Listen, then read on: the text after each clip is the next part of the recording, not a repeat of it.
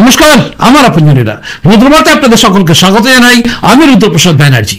যতই এই রাজ্যের অভিষেক ব্যানার্জি, মমতা ব্যানার্জি এবং তৃণমূলের তাবড় নেতারা চিৎকার করে বলুন যে 2026-এ আমরা জিতছি, ক্ষমতায় আসছি, বিজেপিকে 50-এর মধ্যে আটকে দেবো, কিন্তু পরিস্থিতি এদিকে যাচ্ছে এবং যেভাবে তাদের বডি ল্যাঙ্গুয়েজ দেখছি, পরিষ্কার হয়ে যাচ্ছে একটা ধারণা, দুটো ধাক্কার কাছে কার্যত নত হতে চলেছে তৃণমূল। এবং এই দুটো ধাক্কায় যে কার্যত বিব্রত করেছে তৃণমূলকে, তা কিন্তু তাদের বডি ল্যাঙ্গুয়েজ পরিষ্কার করে দিচ্ছে। কেন বলছি, চলুন শুরু করা যাক এই মুহূর্তের রুদ্রবার্তা। প্রথমে বলি, আপনাদের খুব ধৈর্য ধরে প্রতিবেদনটা দেখবেন। আজকে আমি যে বিষয়টা নিয়ে আপনাদের সামনে আনছি সেটা হচ্ছে দুটো ধাক্কা কার্যত তৃণমূল কংগ্রেসকে কিন্তু নাজেহাল করে দিচ্ছে। আপনি তৃণমূল কংগ্রেসের মমতা ব্যানার্জি থেকে শুরু করে অভিষেক ব্যানার্জি, প্রত্যেকে এরাই তো দুজন সুপ্রিমো, একজন হচ্ছে সুপ্রিমো আর একজন হচ্ছে সেকেন্ড ইন কমান্ড বলা হয়। তো এই দুজনকে নিয়েই আমরা যখন দেখি এবং দুজনের বক্তব্য শুনি এবং তারপর যখন দেখি তাদের পিছিয়ে আসা, তখন বুঝি কার্যত এই রাজ্যে তৃণমূলের খুব খুব খুব কষ্ট হয়েছে। তৃণমূল যে কষ্ট হয়েছে তার ধারণা কেন হয় জানেন? কারণ হচ্ছে, আপনি খেয়াল করে দেখবেন, মমতা বন্দ্যোপাধ্যায় যে কথাগুলো বলেছেন সেই কথাগুলো কিন্তু কার্যত তিনি করে দেখাতে পারছেন না। তাই তার দলের লোকেরা কার্যত ভাবছেন যে মমতা ব্যানার্জি যা বলছেন তা তো হচ্ছে না, বরঞ্চ উল্টো হচ্ছে। যেটা বিরোধী দলনেতা শুভেন্দু অধিকারী বলছে, কার্যত দেখা যাচ্ছে সেটাই হয়ে যাচ্ছে। বলছি, মমতা বন্দ্যোপাধ্যায় কদিন আগে এসআইআর নিয়ে কি বলেছিলেন আপনাদের নিশ্চয়ই মনে আছে। এবং তারপরে যখন সেই চারজন সরকারি কর্মচারী, যারা ওই যে নির্বাচন কমিশন যাদের বলেছিল, মানে জাতীয় নির্বাচন কমিশন বলেছিল যে যাদেরকে সাসপেন্ড করতে হবে এবং যাদেরকে গ্রেপ্তার করতে হবে, গ্রেপ্তারই তো তিনি করেননি বা করাননি, কিন্তু সাসপেন্ড করতে বাধ্য হয়েছেন। কিন্তু তিনি কি বলেছিলেন যে আমি করব না। এবার নিশ্চয়ই বুঝে গেছেন যে প্রথম ঝটকাটাই হচ্ছে এসআইআর। হ্যাঁ, প্রথম ঝটকাটা হচ্ছে এসআইআর, যে এসআইআরটাকে তিনি বলেছিলেন আটকে দেবো, করতে দেবো না। এবং তারপরে যে কজনই এই অফিসার যাদের সাসপেনশন আটকানো গেল না, তাদের নিয়ে কিন্তু কার্যত বিব্রত হয়ে রয়েছে পুরো তৃণমূল কংগ্রেসের নিচু স্তরের লোকেরা। কারণ সবাই বুঝে গেছে মমতা ব্যানার্জি যাই বলুন, জাতীয় নির্বাচন কমিশন যখন ডেকেছিল আমাদের রাজ্যের মুখ্য সচিবকে, তখনই কিন্তু কার্যত পরিষ্কার হয়েছিল যে তাদের সাসপেন্ড তারা হবে এবং তাদেরকে গ্রেপ্তার হয়তো করতে হবে। মমতা বন্দ্যোপাধ্যায় হয়তো গ্রেপ্তারের ব্যাপারটাকে একটু এড়াতে পেরেছেন, তবে কতদিন পারবেন আমি জানি না।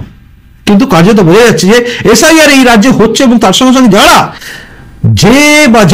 এই সমস্ত কাজে, মানে নিচু স্তরে ভোটার লিস্ট সংশোধন বা নিয়োজন, এই সমস্ত কাজে যারা গড়বড় করবে এবং যারাই তাদের দায়িত্ব থেকে সামান্য এদিক ওদিক করবে, তাদের বিরুদ্ধে অভিযোগ দিলে তাদের চাকরি কিন্তু তাদের সাসপেন্ড হবেই। তো এই জায়গায় যখন রয়েছে, তখন কিন্তু প্রত্যেকে বুঝে গেছেন যে এসআইআর হচ্ছেই। এবং এসআইআর হওয়াটা যেরকম ধাক্কা, কারণ এসআইআর হলেই এই রাজ্যে কল্পনা করা যাচ্ছে প্রায় 1 কোটি থেকে 1.5 কোটি ভুয়ো নাম বাদ যাবে, যাদের মধ্যে মৃত ভোটার আছে এবং যাদের মধ্যে বাংলাদেশে অনুপ্রবেশকারী বা রোহিঙ্গা এদের নামও আছে বলে সন্দেহ করা হচ্ছে। তো এই জায়গায় এই তালিকাটা যদি বাদ যায়, এই নামগুলো যদি বাদ যায়, কার্যত কিন্তু দেখবেন মমতা বন্দ্যোপাধ্যায়ের এই যে দল জিতে আছে না, এই দল জেতা অনেক জায়গায় কিন্তু নেমে যাবে। কোথাও তাদের মার্জিন, মানে যে ভোটে জিতেছে সেই মার্জিন কোথাও আছে 5,000, কোথাও তার চেয়ে কম, কোথাও একটু বেশি।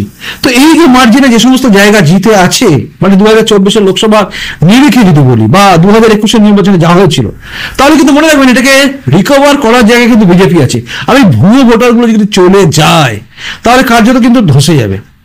তাই মমতা বন্দ্যোপাধ্যায় আপ্রাণ চেষ্টা করেছিলেন এসআইআরকে আটকানোর, এবং তার সঙ্গে সঙ্গে তিনি প্রথম ভাবে বোঝানোর চেষ্টা করেছিলেন যে যেভাবেই হোক এই 4 জনকে সাসপেন্ড করা যাবে না, করবো না, আমাদের রাজ্য সরকারি কর্মচারীদের কিচ্ছু করতে দেবো না। যার জন্য তিনি বলেছিলেন যে বিএলও যারা আছেন, যারা নামবেন, নিচু স্তরে কাজ করবেন, তাদের কিচ্ছু হবে না। তাদেরকে বলেছিলেন একজনের নামও যেন বাদ না দেওয়া হয়। কিন্তু আজ যারা বিএলওরা কাজ করবেন, মানে আগামী দিনে যারা কাজ করবেন, তারা প্রত্যেকে কিন্তু চিন্তায় আছেন যে মমতা বন্দ্যোপাধ্যায় সাসপেনশন এড়াতে পারছেন না। অর্থাৎ জাতীয় নির্বাচন কমিশন যা বলবে, যা আদেশ দেবে, সেই আদেশটা কার্যত ফলো করা হবেই হবে। তাই তারাও কিন্তু শুধরে গেছেন এবং তারা অনেকে যারা ভেবেছিলেন যে হ্যাঁ একটু শাসকের দলের সঙ্গে একটুখানি কোঅপারেশন করে চলতে হবে, কারণ প্রত্যেকেরই ব্যাপার থাকে, তারা আর পারবে না। আর এটা তৃণমূলের কাছে একটা বড় ঝটকা। এবার বলি আপনাদের কাছে দ্বিতীয়, অভিষেক বন্দ্যোপাধ্যায়ের বডি ল্যাঙ্গুয়েজ নিয়ে অনেক কথা হয়ে গেছে। কারণ আমি দেখছিলাম এই রাজ্যে তৃণমূল কংগ্রেসের যিনি এখন মুখপাত্র, একসময় যিনি প্রিজন ভ্যানের মধ্যে ছিলেন এবং তাকে তার আওয়াজ দমিয়ে দেওয়ার জন্য পুলিশ প্রিজন ভ্যান চাপে ছিল, ঠিক ধরেছেন, আমি সারদা কাণ্ডের সেই কুণাল ঘোষের কথা বলছি।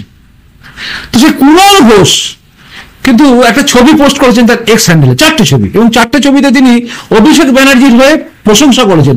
কিন্তু প্রশংসাটা কোথায় জানেন? তার বাঁ হাতে যে বলা, মানে বাঁ হাতে বলছেন, এক হাতে মাইক ধরে বাঁ হাতে বলছেন, বুঝিয়ে দিচ্ছেন বাঁ হাতে। ওরে বাপরে বাপরে বাপ।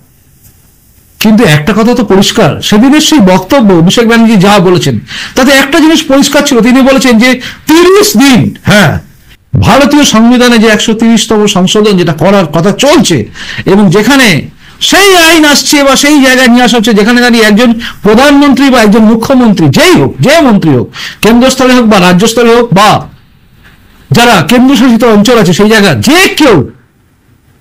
যে কেউ যারা মন্ত্রিত্ব পদটা বা মন্ত্রীর পদটা নিয়ে রয়েছেন, তারা যদি কোথাও করাপশনের সঙ্গে যুক্ত হন এবং তাদের যদি 5 বছরের উপর সাজা হয়, মানে যে ক্রাইমটার সঙ্গে যুক্ত হয়েছে সেই ক্রাইমের সাজা হচ্ছে 5 বছর হতে পারে, সেখানে দাঁড়িয়ে এবং তার সঙ্গে সঙ্গে তাদের যদি 30 দিন জেলে থাকেন, 30 দিন যদি জেলে থাকেন, তাহলে তাদের মন্ত্রিত্বের পদটা যাবে। যদি তারা স্বেচ্ছায় পদত্যাগ না করেন তাহলে তাদের বরখাস্ত করা হবে। এই যে জায়গাটা হয়েছে না, এটা দেখে কার্যত কিন্তু এই রাজ্যের অভিষেক ব্যানার্জি যেভাবে বলেছেন, দেখুন আমি একটা জিনিস খুব হাস্যস্কর মনে হলো আমার, সেটা উনি বলছেন 30 দিন কেন, আমি বলছি 15 দিন করুন, কিন্তু একটা কথা, যদি মিথ্যে কেসে করা হয় তাহলে যারা করবেন তাদেরও যেন ব্যবস্থা করা হয়। আচ্ছা, আমার একটা প্রশ্ন অভিষেক ব্যানার্জির কাছে, আচ্ছা অভিষেক ব্যানার্জি, আপনি বলুন তো, যে সমস্ত পুলিশ অফিসাররা মিথ্যে কেসে সাধারণ মানুষকে ফাঁসায় বা বিরোধী দলের লোকেদের ফাঁসায় বা আমাদের মতো ইউটিউবারদের ফাঁসায়, সেই মিথ্যে কেস করা অফিসারগুলো যখন কেসটা প্রমাণ হয় যে মিথ্যে দিয়েছে, তারপরে কি তাদের শাস্তি হয়? জানান। উত্তর হচ্ছে না, তাদের কোনো শাস্তি আপনারা দেন না। কই, এটা করতে পারেন না যে কোনো পুলিশ বা কোনো জায়গায় দাঁড়িয়ে কেউ যদি কারোর নামে মিথ্যে কিছু করে, কেস করে, তাহলে তাদের বিরুদ্ধেও সাজা হবে? পারবেন? নিজের রাজ্যে করে দেখান না, পারবেন না, করবেন না, কারণ করলে এই রাজ্যে বহু পুলিশ অফিসারের চাকরি চলে যাবে এবং জেলে থাকবে বহু পুলিশ অফিসার, কারণ অনেক জায়গায় মিথ্যে কেস দিয়েছে। যেভাবে অনুব্রত মণ্ডল একবার সঙ্গীতা চক্রবর্তীর উদ্দেশ্যে বলেছে যে গাঁজাকে ফাঁসিয়ে দিতে হবে, এই আদেশ দিচ্ছেন তিনি পুলিশদের। তো সে সমস্ত কেস, এমনকি বহু মামলা আমার নামে যেগুলো চলছে, সেগুলো সবই তো মিথ্যে কেস, পুলিশ সাজিয়েছে। তো পুলিশ সাজা যেগুলো, সেগুলো যদি মিথ্যে প্রমাণ হয়ে যায়, আদালতে গিয়ে বারবার হেরে যায়, তো সেখানে দাঁড়িয়ে সেই সমস্ত অফিসারের চাকরি কি যাবে? যদি এটা আপনি করতে পারেন, আপনাকে আমার চ্যালেঞ্জ রইল, তাহলে আমাকে যে মিথ্যে কেসে ফাঁসানো হয়েছে সেই অফিসারের চাকরি আপনারা খেয়ে দেখান, তাকে ক্লোজ করে অন্তত দেখান, তাহলে শুধু যেত সবকিছু। তাই যখন বলছেন না অভিষেক ব্যানার্জি, তখন একটা জিনিস পরিষ্কার, যে এরা বলে মা মাটি মানুষের দল, কিন্তু কার্যত দেখুন মানুষের জন্য এরা নয়। কারণ মানুষের জন্য হলো, সব মানুষের জন্য যা হতো তিনি তার মাথা পেতে নিতেন। ঠিকই তো, 30 দিনের পরে আপনি কেন থাকবেন? নৈতিকতা মেনে আপনার উচিত, বা যারই উচিত, যার নামে হবে আর কি, যেই হোক, চিফ মিনিস্টার হোক, প্রাইম মিনিস্টার হোক, তার উচিত দায়িত্ব ছেড়ে দেওয়া। খুব মানে কি বলবো, একটা গুরুত্বপূর্ণ ব্যাপার, সেটা কি জানেন? সেটা হচ্ছে অমিত শাহ যখন তার বিরুদ্ধে গুজরাটে যখন তার বিরুদ্ধে গোধরা কেস নিয়ে হলো, তখন তিনি কিন্তু পদত্যাগ করেছিলেন। তো এই পদত্যাগ করে তিনি কিন্তু জায়গা ছেড়ে দিয়েছিলেন, এবং তারপর যখন ক্লিন চিট পেয়েছিলেন তারপর ফিরে এসেছেন। একই আপনি দেখতে পাবেন বিভিন্ন নেতা, বিজেপির বিভিন্ন তাবড় নেতার ক্ষেত্রে তারা পদত্যাগ করে দিয়েছেন। কিন্তু আমরা দেখলাম অরবিন্দ কেজরিওয়ালকে জেলে থেকে মুখ্যমন্ত্রী রয়েছেন। আমার মনে কার্যত এটা বন্ধ করার দরকার আছে, আর তার জন্য এই অ্যামেন্ডমেন্ট, এবং অ্যামেন্ডমেন্টটা কিন্তু জেপিসিতে চলে গেছে, অলরেডি এটা জেপিসিতে চলে গেছে, এবং সেখান থেকে পাসও হয়ে যাবে আমার মনে হয়, কারণ পর্যবেক্ষণ করার পরে যা হবে তা আমরা জানি, এবং তারপরে বিলটা পাস করা সোজাই হবে। অনেকেই বলছেন যেহেতু অ্যালায়েন্স আছে, এনডিএ অ্যালায়েন্স, তো অ্যালায়েন্সে দাঁড়িয়ে এরা অনেকেই নাকি সই করবে না। কিন্তু ব্যাপারটা হচ্ছে, স্বচ্ছতার প্রশ্নে আমার মনে হয় খুব কম রাজ্য আছে যারা এই স্বচ্ছতার প্রশ্নে নিজেদের নিয়ে চিন্তায় আছে। দেখুন, আমরা ঝাড়খণ্ড দেখেছি, দিল্লি দেখেছি, আমাদের রাজ্য দেখছি, এই সমস্ত রাজ্য যেখানে যেখানে করাপশন হয়ে গেছে সেখানকার লোকেরা হয়তো সমর্থন করবেন না, কিন্তু এনডিএতে থাকা লোকেরা যারা আছেন তারা প্রত্যেকেই প্রায় এই নীতিটাকে সমর্থন করবে বলে আমার বিশ্বাস। তাই এটা যদি হয়ে যায় না, এটাও কিন্তু চরম ধাক্কা, কারণ অনেক কটা মন্ত্রী জেলে ছিল, বেলে আছে। এবার আমি দেখছিলাম অনেকেই বলছেন যে আগে তো এরা জেলে ছিল, তাহলে তাদের কেন পদ থাকবে? যদি এটা আইন হিসেবে পাস হয়ে যাবে, সংবিধানে সংশোধন করে এটা এসে যাবে, তারপরে কিন্তু এটা লাগু হবে।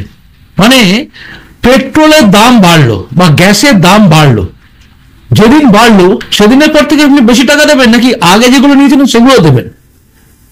বোকা বোকা প্রশ্ন যারা তুলে দিয়েছিলেন তাদের উদ্দেশ্যে আমার বলা, বুদ্ধিটা হাঁটুতে নেই, মনে হয় পায়ের তলায় চলে গেছে, একদম জুতোর নিচে চলে গেছে,